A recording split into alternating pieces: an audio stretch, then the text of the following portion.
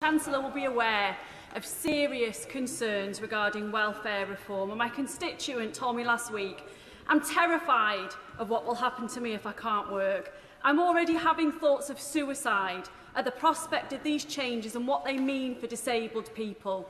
Today's impact assessment shows 250,000 increase in relative poverty, 50,000 increase in children living in relative poverty. What will the Chancellor do to stop this from happening? The UK is the 6th richest country in the world, yet over 1 in 3 children and 25% of adults live in poverty. Since Labour came into power, 25,000 more children have been pushed into poverty due to the 2-child benefit cap.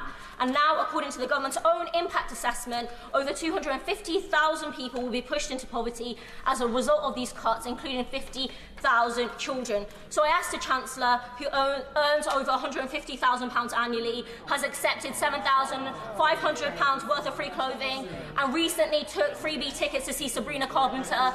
Does she think austerity 2.0 is the change people really voted for? I understand that this government has inherited a huge financial mess from the party opposite, caused by over a decade of austerity.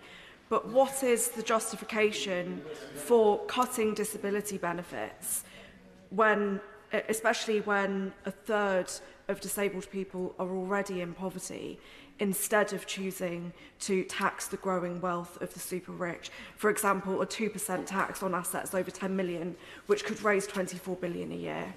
1.14 in the OBR report outlines that the planned cuts to disability benefits will reduce personal independent payments for 800,000 claimants and cut health-related universal credit for 3 million families.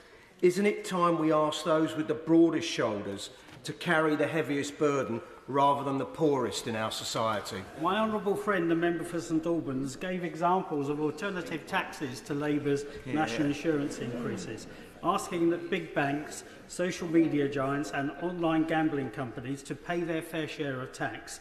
Can the Chancellor confirm she has heard these Liberal Democrat alternatives and explain why she isn't listening to these fair and sensible proposals? Speaker, fiscal responsibility, unlike with the last administration, ensures that people are paying less and it keeps the cost of living down.